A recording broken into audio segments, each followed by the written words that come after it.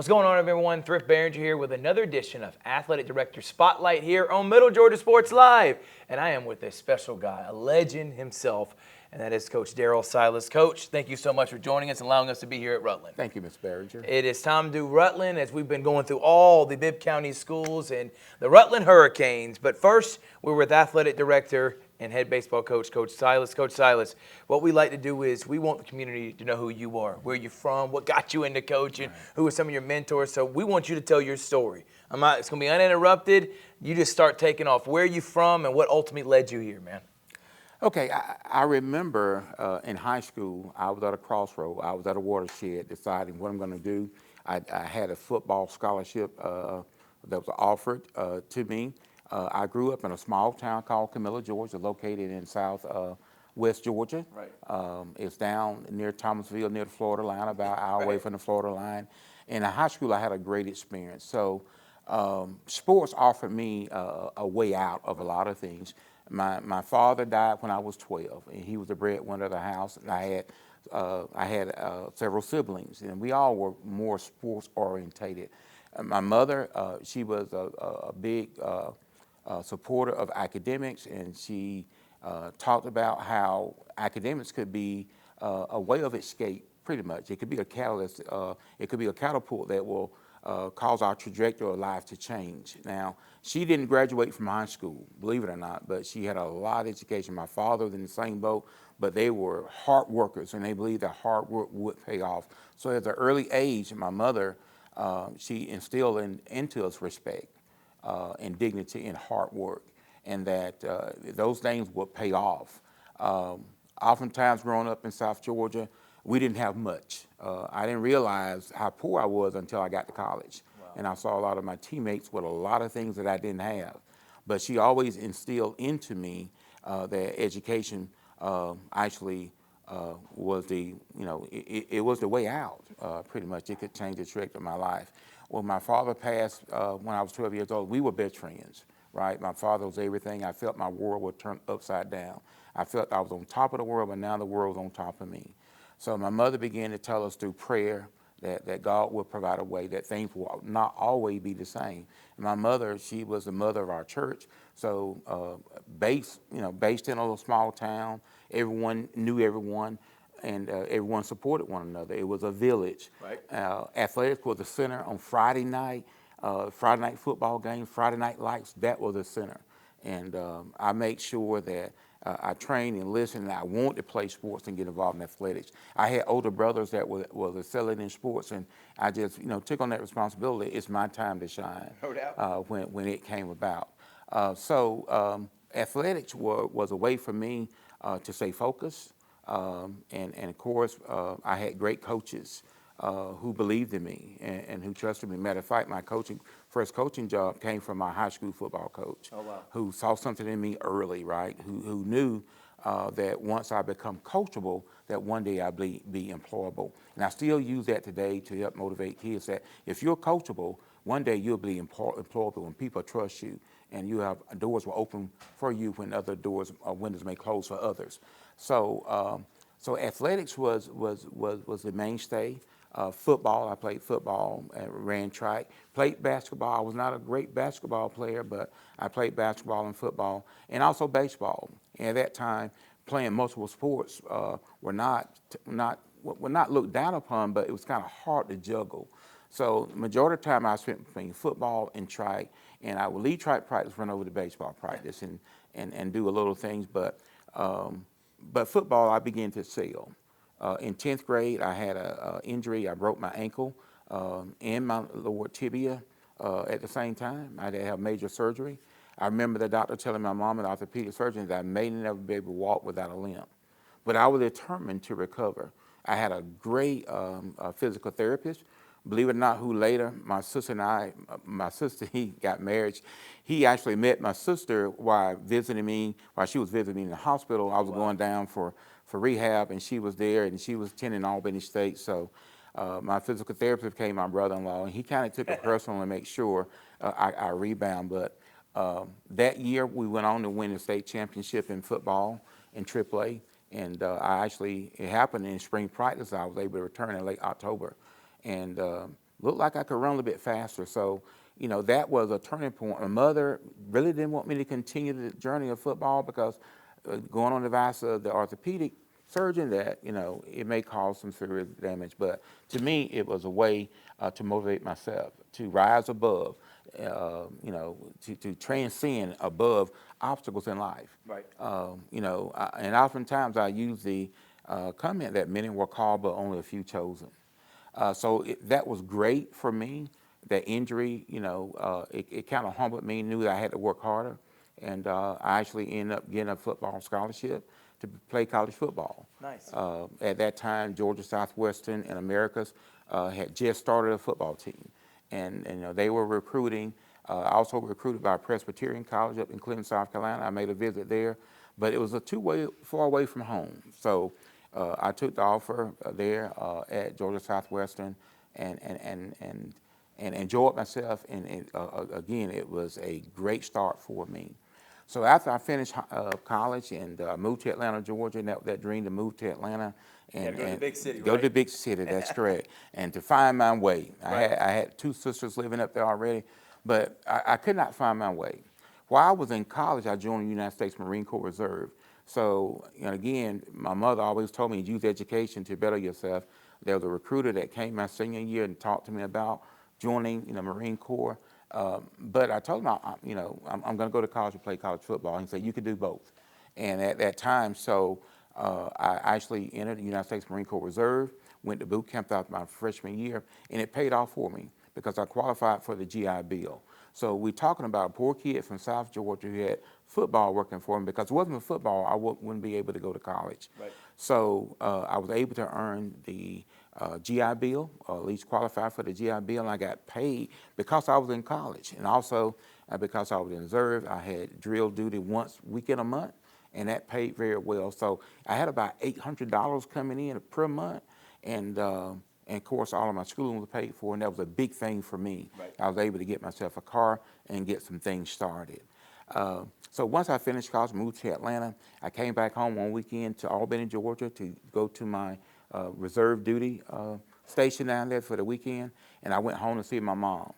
And so I ended up going to the store, running some errands, and I met my head coach in that store. And he began to ask me about my whereabouts. So I know you moved to Atlanta, but what are you going to do? And I told him, I said, well, I got my teacher certification, so I may decide to teach later on. He said, well, why wait? Why not now? I just got the job over at Cook High School. And so he had retired after he won the state championship, but he got back into coaching, so that was my opportunity. So Awesome. I was at a crossroad. What do I want to do? Do I want to, live in Atlanta, where it's hustling, bustling every day, and I want to get into my field. I want to go to law school. A lot of things I want to do, but this was a great opportunity that actually changed the trajectory of my career. And I came down for the interview, and the principal offered me the next job 2 days after the interview, and I ended up going to Cook High School. Awesome. And coaching high school football and baseball and basketball. Once you got to Cook County, that's when your coaching career started. So, but before we get into the career part of it, I want you to talk about some of those mentors. I know your head coach was one of them. Were some of those, after you got that job, you were there for 2 years and you kept your coaching career going, were there other people down the road that were big mentors? Sure enough. I had a high school teacher, a history teacher named Miss Watson, and she was very adamant about students leaving high school and writing the next chapter. And she oftentimes say, I would love for you to write your own narrative. Awesome. She was very high on academics and using academics to actually create your career and write your own story. I had, communicate with her, and I had talked to her before I even went to Cook about teaching, and she said it's a great profession, it's an honorable profession. And she told me how I would be able to change or shape and mold lives of future generations. And I actually thought about her in a small town. She knew my mother, she knew my family, but with her support and encouragement, it was something that, hey, I think I'm on the right road. I think this is what I want to do the rest of my life. So she was encouraging. I also, while I was in the military, I had one of our staff sergeants. He actually worked at a college in the student support services program, and he told me that if I found a job I loved, I would never have to work again. and education was one of those jobs that I could relate to students. I could inspire students. I can encourage them, and I can watch them grow. It's been very honorable because a lot of students that I have coached or taught are doctors and lawyers, and they are great leaders. They are great husbands and wives, and some of them are in government, make decisions that affect future generations. So I don't count it robbery. I have 4 other brothers, and they got in construction, ended up on their own construction business, and they would say to me all the time, why don't you come work for us? One day you'll take over the business. And sure enough, when I started off teaching and coaching, I was making about $19,000 a year. And of course, they were making much more than that. But you know, today I made the right choice. No doubt. Sure did. And I'll tell you this, as your career kept moving forward, you got some head coaching jobs along the way, able to make Sure some did. deep playoff runs. But then you finally got a call to come back home in 2011. Talk about when you got that call. You've already been a citywide athletic director. You've been a legendary football coach, has won multiple games and made playoff runs. And now you feel like that call is like, you know what? Maybe it's time to get back home to Macon. So talk about that experience, that call, and what that decision was to come back to Bibb County. So sure enough, in 2010, I was at Dooley County High School. I had a chance to coach 2 great players that ended up playing in the NFL. One of them, Keith Mumphrey, Yep. he went to Michigan State, played with the Houston Texans. Yep. Also, Montravius Adams, I got a chance to coach him. Played at Auburn. Played at Auburn. Dominant defensive tackle. That's right. Got drafted by the Green Bay Packers. Yep. Also played a stint with Pittsburgh and also with the Patriots. So, and that's fruit of my labor. There was one kid I coached at Baldwin, Leroy Hill. Actually, signed a four-year deal with Clemson. He got drafted by the Seattle Seahawks. Got a chance to play in the Super Bowl. Nice.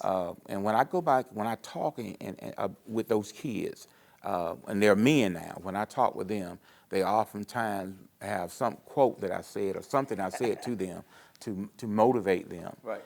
And they are great leaders in their community. They are great men, and they're great citizens, and they contribute a lot, and they can provide for their families, right. and that's huge and big. But it was not what what I did. Those kids, they had the talent and the skill set in the academics. All 3 of those kids I named that played in the NFL. In the classroom, they took it serious. On the field, it was serious, and they were great athletes. A lot of times, I would have to sit them out of practice because they would hurt up all the other players. Right. That caliber athlete, they were so right. dominant. But they also they were serious about the classroom, right.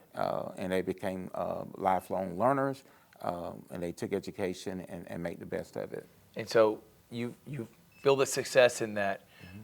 Why make the decision to come back to Bibb County to be the head baseball coach at Northeast and be a part of their teaching experience? There was a change in administration down at Dooley County. A new superintendent came in. The superintendent that actually hired me. We had worked together, of course, I said in Hawkinsville. Right. And he gave me an opportunity. The principal, Dr. Ford, gave me an opportunity to be the head coach and athletic director there. New administration came in, and I was the assistant coordinator of the ninth grade academy. So for budget reasons, the academy closed, and of course, I didn't mind going back to the classroom. But an opportunity came to me. Miss Raynette Evans, one of the former. Everybody speaks so highly of Miss Evans. I don't think there's been a person or 80 I've talked to that didn't have a great experience and an opportunity because of Miss Evans. Sure enough. So I never forget getting that phone call from her. And of course, at the time, I had told my wife, because we were still living in Millersville, that right. I was going to try to find something closer. But I give God the glory. Timing is so correct. He will open up windows. I got a phone call from her and said, I've heard, to paraphrase what she said, she greeted me nice, how you doing, just checking on you. But I heard that you may be interested, or you're leaving Dooley County, or you're resigning. And I told her, yes, I'm leaving. And she said, well, I'm glad to hear that, because I have something better for you. And we began to talk about, where I wanted to go, the things I want to do here, right. In my career. And one of the things she said, that if you come to Bibb County, it's going to pay off for you. money's important, but being in a good situation and good environment is also important. Also, she then linked me up with Coach Copeland, from the great Coach Copeland from Northeast High School. I've known him over the years, and she said, I need you to call Coach Evan Copeland because he's the athletic director there. I had previously interviewed at Howard High School. Okay. They had called me up, and I had a connection there, and I had went and talked with the principal there. I also went and talked with Coach Copeland at Northeast, and he convinced me that Northeast where I needed to be. And I got a chance to coach baseball and be the defensive coordinator. So I got a chance to get a little closer back to home and came into a great situation there. One of my other mentors, they actually came in as principal there a couple of years later, with Dr. Steve Jones, who is still in our district. He was such an inspiration to me academically, because I always was a big believer in academics. At that time, I remember coming in, we had the graduation test. We had a lot of kids not graduating because they didn't pass the graduation test. Right. What I would do is after football practice, I would open up. I got Dr. Jones' approval to come into the classroom after practice. I opened the door for our athletes and anyone else want to come. And we actually reviewed, prepare for that test, to retake that test. I looked at the data and allowed data to drive my instructional decisions about what those kids need. Because, you know, just like going to the doctor, if a kid is not successful, you can't give the kid the same medicine or the same diagnosis that every other kid. Each one of them may need a different prescription. So I looked at the data, found out their weaknesses and their strengths, and I came back after hours to address that. I had their attention because we were the only one in the building besides the janitors. I remember one occasion, the janitors, they were waiting on me to leave, and hey, I couldn't leave until I was satisfied with the last student. We would take practice tests, we would go over different things, we would, you know, practice questions and things like that, different strategies, and be able to, you know, identify little small things like contact clues and dates and time periods and things like that. And I can remember a majority of those kids were successful. They ended up getting their high school diploma because they were able to pass that Georgia High School graduation test. Awesome. So that vote motivated me too, because now I know I'm contributing to future generations. I'm going to make a difference in their lives. So Steve Jones was one of those principals who was a transformational leader, and he was an instructional leader also. And so with my mindset on, I know education had changed my trajectory. It would better if I could change their trajectory and get them moving on in the right direction, and get them graduated so they can begin writing their own narrative in their next chapter. But he was a big supporter who gave me the resources there. So another great leader for me who was big on athletics and also big on academics was Dr. Steve Jones. Awesome. And also one of our assistant principals, Ms. Donna Walker Thompson, who was one of the instructional coaches, and later I became an instructional coach also, but definitely had a very, very, very impact on my career. And make it so good, I got an opportunity to come here to the land in 2023, and our current principal, Dr. Wendy Pooler, she's been such a great supporter, a transformational leader.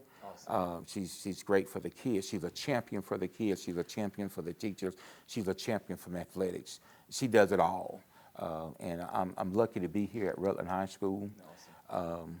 And of course, you know, I have had a great experience with our baseball team here. We didn't make the playoffs this past year. The PSR did not put us in that top 32, but the last couple of years we've made it, and baseball program been very successful. We have great kids in our baseball program and all of our athletic programs, from cheerleading to golf to tennis to, you know, all our programs are great. We have great kids who will respond, and they're coachable. Remember, I talked about, my mentor said, if you are coachable, one day you'll be employable. So I'm grateful for the opportunity to be here. But we have a great program. Last summer, Coach Dr. Pooh and I and the assistant athletic director had a talk with me, because my assistant athletic director for the last 2 years was promoted to our education specialist. So she was promoted, and we needed an assistant athletic director. And of course, I began to think, and it wasn't a long thinking process. I knew there was a person here who was young and energetic, who had the same vision, because as a coach, you want your your program to be successful, right? And of course, you'll say, well, I care for everybody else, but mine gonna come first. But I was looking for someone who could see athletics as a whole, who did not have tunnel vision, but have peripheral vision that we must build on Rutland athletics. Right. And for Rutland athletics to be successful, all programs will be successful also. But first of all, we got to build the entire athletic program, and also to have the tenacity and the calmness in the midst of storms or difficult situations, and making tough situations, and having courageous conversation with people, Right. And especially with coaches, Right. and seeing the bigger picture from a 50,000 feet view. So we decided that Coach Charles Gordon was the right fit to be the assistant athletic director. I'm proud to say there was very little interview process because I had talked with him and I knew his mindset. So when we presented with the opportunity, he jumped on board. Awesome. And so, God worked in mysterious ways all the time. Unfortunately, in November, I suffered a setback, a illness that was unexpectedly. I began to have I was going through some surgery on my ankle, but this had nothing to do with what I was about to experience the Friday after Thanksgiving. I had traveled down south and I had told my family I was going to leave and come on back home to Millersville because I wasn't feeling too good. I wasn't 100%. And I had some issues going on. There were times I would get tired very easily. There were times I just didn't feel up to myself. So prior to my illness, the week before, I had been to my family physician, and also had went to my cardiologist just checking and say, hey, this is what. And they ran several tests and they began to give me medication. But the day after Thanksgiving, I began to feel worse than I ever had. And I actually drove 3 hours from South Georgia, and I got home, and my son was at home, and I went upstairs watching football, and I just started feeling bad. And he knows if I complain about how I feel, it got to be serious. And I told him, I said, hey, I'm going to have to try to get up and get myself a shower and get to the ER. And he's like, no, I'll take you.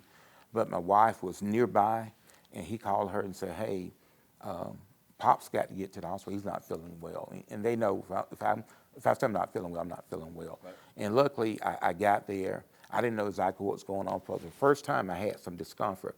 No short pain, but I had some discomfort. And I wasn't struggling to breathe, but I felt that the weight of the world was on my shoulder. So I got there. They got me in quick, did EKG, and say, you're not having a heart attack. You're not having a stroke, anything like that. But we need to do MRI, X-ray, right. CAT scan. And they began to do all that. But what happened? The memory there stops right there, because the last thing I could remember and account for is being there in trauma. The next thing I can remember is that someone was calling my name and saying, Mr. Silas, Mr. Silas. And what happened during that time is that my lungs collapsed, my kidneys collapsed. I had to be evac or flown on a helicopter from Millersville to here in Macon to the atrium. And as my doctors told me that it was a very dire situation. It was a 50-50 chance. Well, they knew with the ambulance I may not have made it. So they stabilized me there, put me on the ventilator. But when the evac got there, it took a while for them to get me stable on the evac, the helicopter, to keep the ventilation going, the ventilator to get me here. And there was a team of doctors waiting. So once I got here, I understand they got me stable. But again, lungs, kidneys, and my heart rate had begun to slow down. The ejection fraction was at 25% in falling. So they was able to stabilize me, and then my understanding, those 8 days, they had me on a lot of machines. I had tubes in my neck and my chest all over me. When I woke up, I didn't realize, all this was done.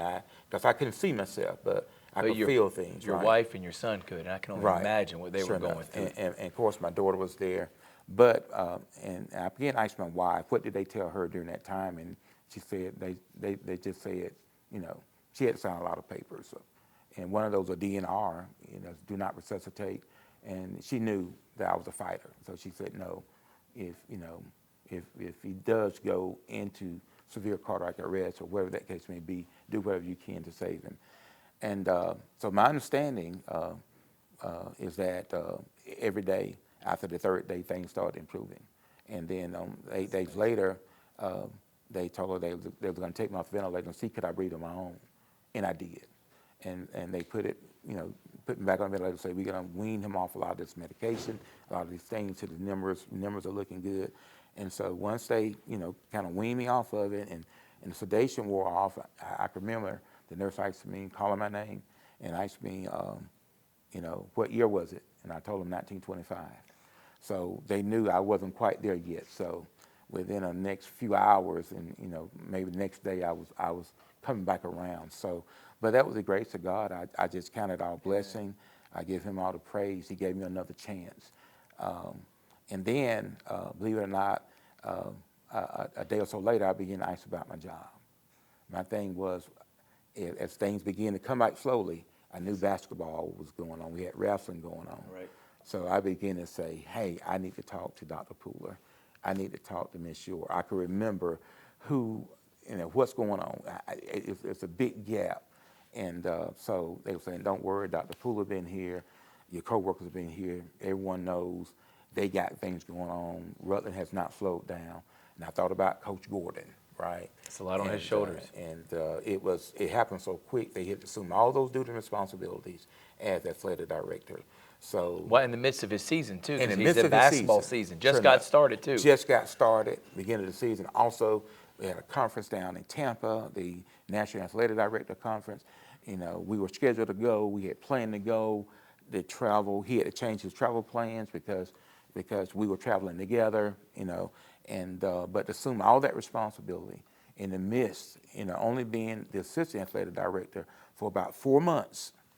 But I remember in meetings, and we would meet and prepare and plan for different things. I told him everything I know, you got to know, because something happened to me.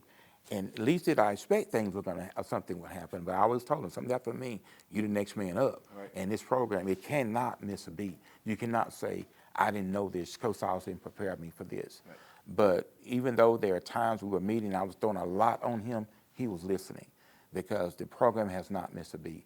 I applaud him because he has been so wonderful.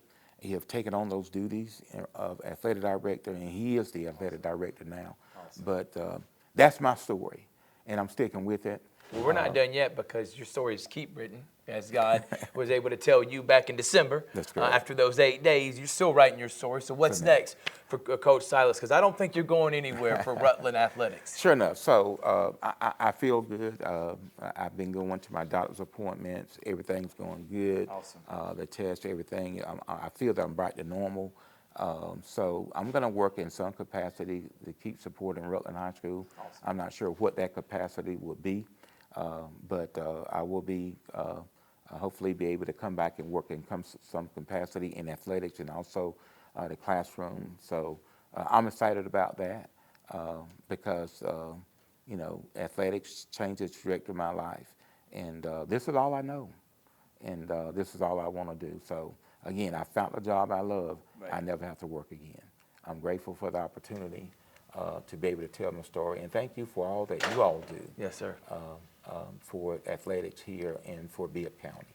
And your story, courageous. Thank you so much for telling us and telling the community. And this is what we want to shine a light on here in Bibb County. So it's just like this with Coach Silas, because that is not the only part of this interview. We got Coach Charles Gordon, the athletic director, and talk about his experience coming up next here on Athletic Director Spotlight, Middle Georgia Sports Live. Welcome back, everyone, to Athletic Director Spotlight, Middle Georgia Sports Live, and we're doing a two-part edition. We just got done with legendary Coach Darryl Silas. And the Chief. I am with the head basketball coach and now new athletic director, Coach Charles Gordon. Coach Gordon, thank you so much for being here with us, man. It's a pleasure. All right, just like I did with Coach Silas, it's going to be uninterrupted, and you're going to tell your story. Don't be short, to the point. We want to know about Coach Gordon. Where you're from, what sport did you play, and then ultimately what got you into coaching to where you're at now, man. So don't leave anything.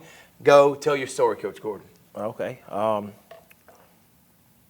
The start, I'm a military child. My dad retired U.S. Army. He's actually from Gray, Georgia, Jones County. So once he retired from the military, I was in 3rd grade, and he wanted to move back closer to home. So we moved from Kentucky to Georgia. I was in Jones County schools from 4th grade until 8th grade. Transferred over to Central Macon from Jones County to Bibb County. It was definitely a difference. But I grew up in East Macon, so it wasn't that much of a difference. I played for Coach Andre Taylor at Central Macon when I was a 9th grader. I really had to earn my spot. Nobody knew me coming from a different district, and I had to earn my keep. Played for him 4 years, had some great teams, was able to win some region championships, go deep into the state playoffs, and eventually earn a basketball scholarship to Southwest Baptist University in Bolivar, Missouri. Missouri, man. Bolivar, That's a Missouri. far drive from here, man. Far drive. Great experience there. Stayed there for a year. Wanted to get somewhere a little closer to home. Went JUCO a year to get some more looks. Ended up at Miles College where I played for 2 years. Played there. Didn't have much team success, but had some good times. Was able to score a few points, you know. just had some fun just playing ball and getting an education.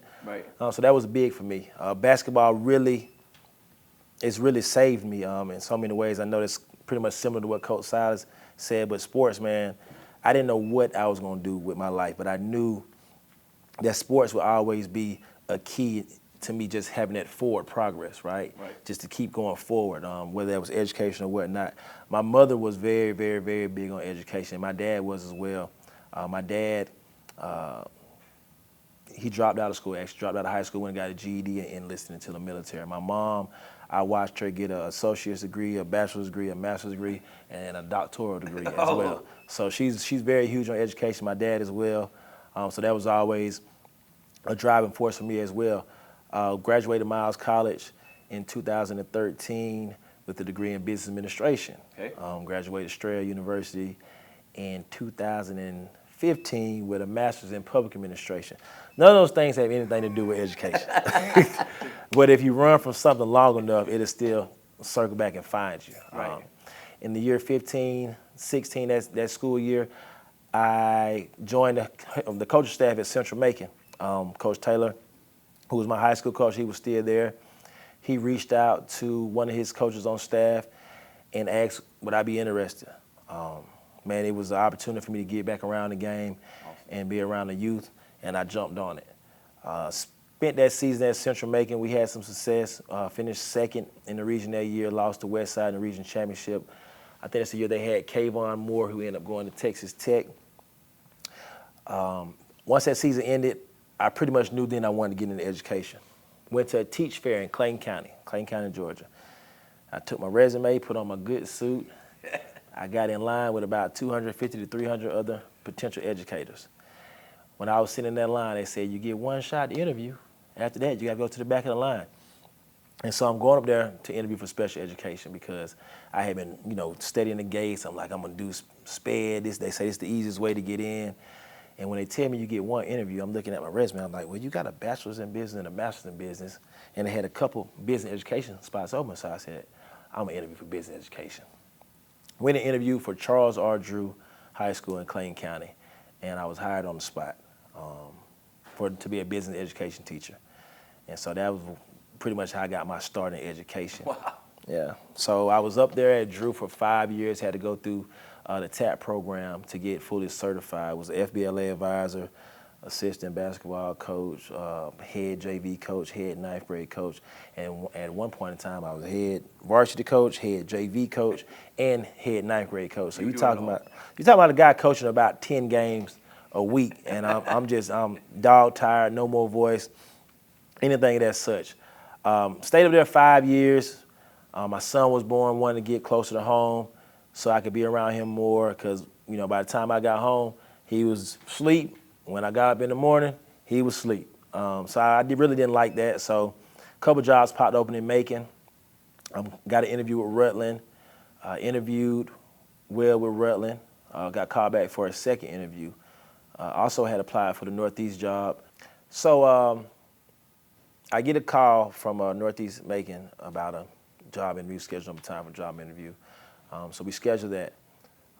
2 to 3 hours later, I go to lunch, and I get a call from Rutland to offer me the job. I had a good feeling about Rutland when I met with the principal. Just really stuck out to me as a leader. I had a strong feeling that it was a place that I could see myself growing career-wise, and that's something that I shared with my family. So for me, it was pretty much a no-brainer on where I wanted to be and where I would be going. And here I am at Rutland High School, now in my 4th year. Unbelievable, man. And we were just talking about it. You're still young. You've already been coaching. It's crazy. 11 years you've been in the game, man. But when you took on that opportunity at Rutland, what was it about the atmosphere that just felt like this is where I want to call home right now? Why was Rutland the place instead of maybe trying to take that opportunity over at Northeast? Well, I knew Rutland had a history of having success basketball-wise. So I knew it was possible. The area that it's set in, I felt like we would get a good group of athletes, you know. I felt like I would have that support from admin as well as parents. So it just felt like the right fit for me at the time. Also, I knew that they were making a change from a coach that had been here for a long time. So I knew that the children would be hungry. They would have something to prove. And so it was very intriguing to me. And so I just had that feeling that everything was going to work out here at Rutland. Mentors. You made mention of Andre Taylor. He spoke so highly of you in his sit-down interview, and so proud to see what you're doing here. But from him to who else have been big in your life as a coach and becoming the man you are today? Definitely Andre Taylor. I may not have realized until I, became older how much of an influence he's had on my life. Just seeing, somebody who looks like you in the field of education and coaching, and understanding that it's a possibility for you. To him giving me my first opportunity on the high school level to coach. To him, even now, if I call him, and I call him a lot, just asking, picking his brain, asking questions for different things, he's always going to answer the phone. If he don't answer, he's going to call me right back. We work out at the same gym. I see him at the gym. He's definitely been, a mentor, very, very influential in my life. I thank God for Andre Taylor. It's crazy. I see so many familiar faces coming back home. Candace Roberson, Latavia Coleman. Yep. Roberson was at Central Macon as an assistant girls coach when I was a high school basketball player, when I was a student athlete. Wow. To see that, Latavia Coleman, I've been knowing her for a long time. A Macon legend on the court, Southwest Patriot, Florida State Seminole.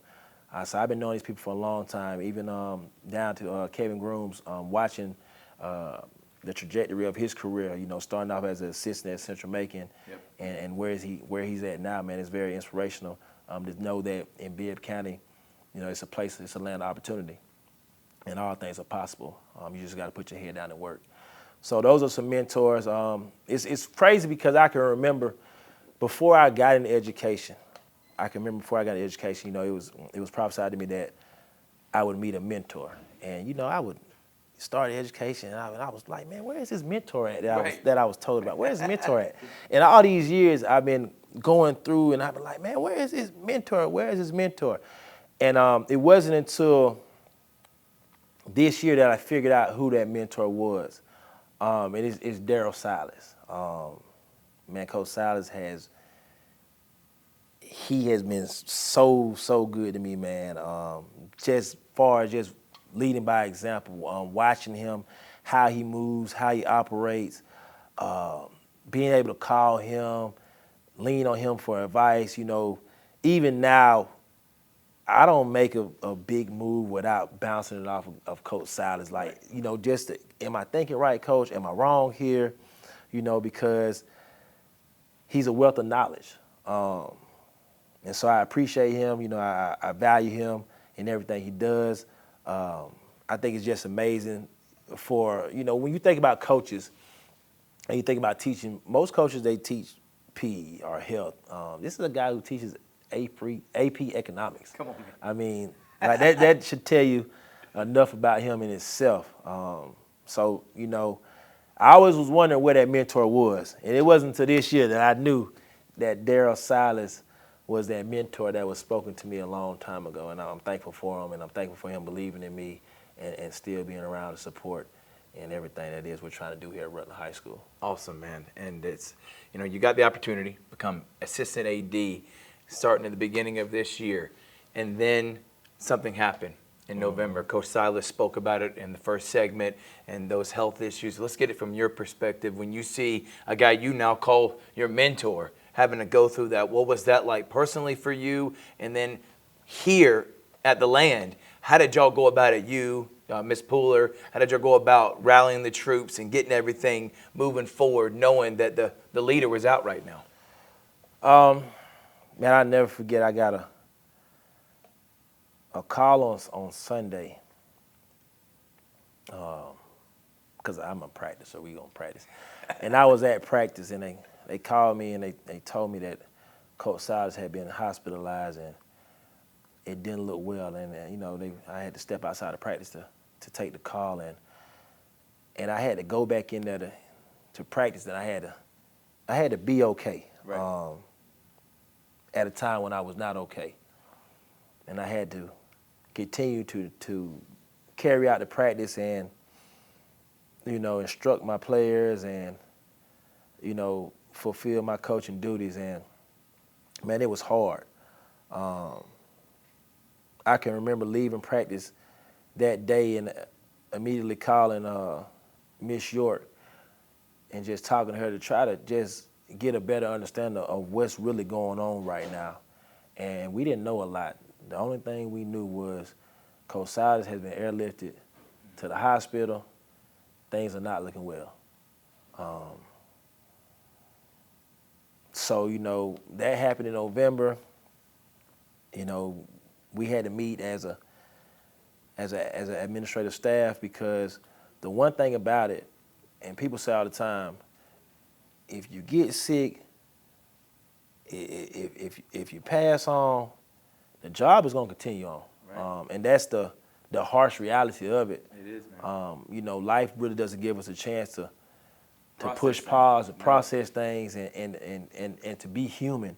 And we had to keep moving here at the school as far as the operations, but Coach Silas was definitely on our mind and in our prayers. So we met, and we had to come up with a plan to make sure that things could stay as normal as possible when the unnormal was happening. Right. So I was named interim athletic director. It was a time where we were coming out of football season. We were just getting started really with basketball and wrestling. So it wasn't the busiest part of the season, which helped to make that transition a little easier. Right. But it was during a season in which I'm the You're the head honcho. Luckily, Miss York was able to come back in, be assistant athletic director. She has a lot of experience. She's great when it comes to paperwork, when it comes to decision making. Man, she's just phenomenal. So that was a plus. Then you had to really meet with your coaches and to let them know, without letting them know, hey, what's going on? Because for a while, we weren't really sharing with anyone how serious things were with Coach Silas. You know, just showing that respect to his family, showing that respect to him, and trying to keep things as normal as possible. So I would say about December, things started to look better. Coach Silas, I don't know if you know, he was on the ventilator for a long period of time, and I was definitely worried. Definitely prayerful, but I don't know. I think all of us just had. I mean, like, through his faith, I think our faith increased because we knew the type of man he was. Right. Definitely a man of faith. Definitely a man in the church. Him, his whole family, his wife, just in prayer for him, and I just truly believe that he was going to be okay. And I can remember people kept saying that, man, he don't need to come back to work. He don't need to come back to work. And I look at him and I say, man, what are you talking about? I say, yes, he does. I said, y'all don't know Coach Silas cannot sit at home. Right. I said, he has got to work. That is the only thing. That's the only thing that's gonna keep that man alive and keep him moving. He's got to have something to look forward to keep moving. So it was no shock to me when he came back to work in January. People were looking up like, man, what are you doing? What are you doing? I wasn't surprised. I didn't expect anything less.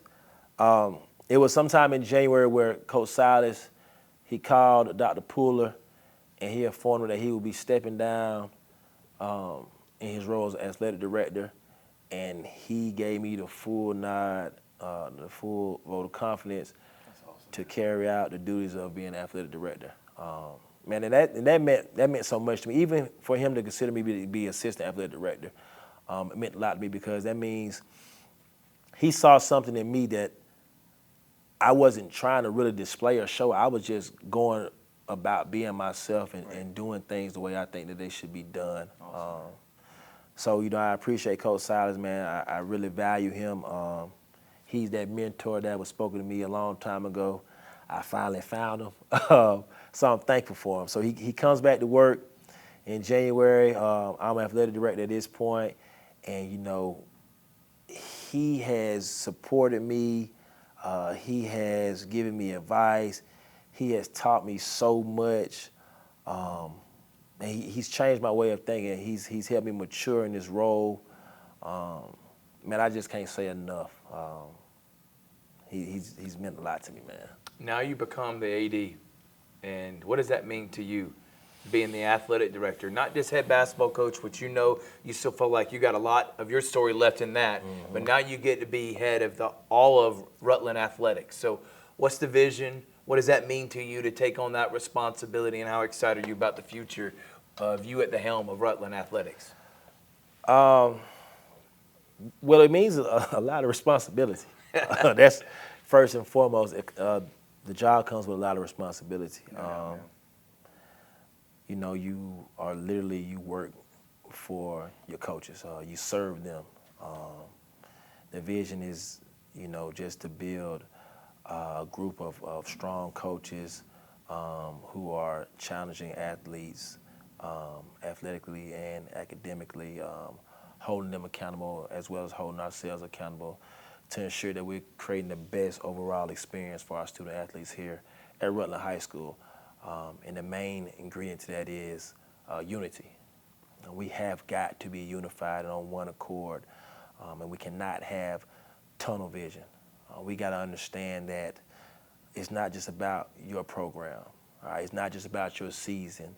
A lot of the work comes after your season or leading up to your season, and what are you doing to ensure that you're pushing the brand forward and not just your program forward. And I think that once we get on that page, right, if we just keep pushing that vision, right, and we keep trying to establish that as a culture through what we do here every day, I think it's going to be beautiful. So that's the main thing for me, just being unified with what we're doing here. Every coach understanding that it's bigger than your program, it's bigger than your sport. We got an overall brand to represent, and when one of us shines, all of us shine. So that's the main thing for me, trying to establish here as far as athletics at Rutland High School. The biggest thing that I've learned making the transition in the leadership is that it's a lonely ship. There's going to be a lot of days that people are not going to agree with your decision making. It's going to be a lot of days that people are going to be unhappy with your decision making. And you got to be okay with that. You have got to be okay with that. As long as you know that everything you're doing is to push the brand forward, push the vision forward, and to make sure that you're in compliance. Policy, that you're following policy, that you're following procedure, because those things are going to guide you into the right way of thinking. No doubt. Well, Coach Gordon, thank you so much.